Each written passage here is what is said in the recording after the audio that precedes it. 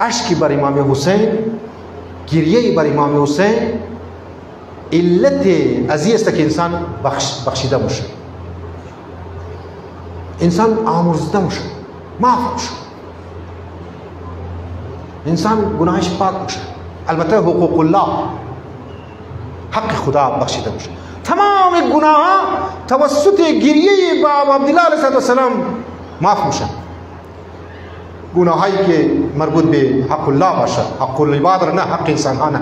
حق انسان باید بور ادا کنی. از کس اگر غیبت کنی بور معافی بکنی. حقش اگر خورده بور حقش بدی. پیسهش اگر خورده پیسهش باید بدی. او دجای. لذا اشکی بر امام حسین علیه السلام بسیار عظیم است. امام رضا علیه السلام که اگر میخوای گناهای خود کست بخشش کراو کنی بر ابا عبدالله علیه السلام ولو بر یک پریم پارچه هم کست او دیده کست مابین بری رخسار خوبی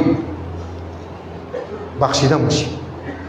لذا مواظب باشین زانی من وقتی که مصائب باشه، حتی اماما خبر بوده خدا قربان ازی بزرگواراشون بعضی گریش نمایه نه، و چون که بعض اوقات نان انسان زیاد بخوره قبل از مجلس انسان میگه کم نان بخوره، کورسی اگر همادی ای خو انسان خواهش مایا دوی میگه که گریش نمایه، کم بخوره، با وضو بیا، با فکر بیا، با توجه بیا به مجلس ابو عبدالله علیه السلام، توجه داشته باش، نشته که کنار تو کسی امام شیشته باشه، توجه داشته باشین. لذا زانی من گریه کسته باید، گریه کسته بسیار ضروریه.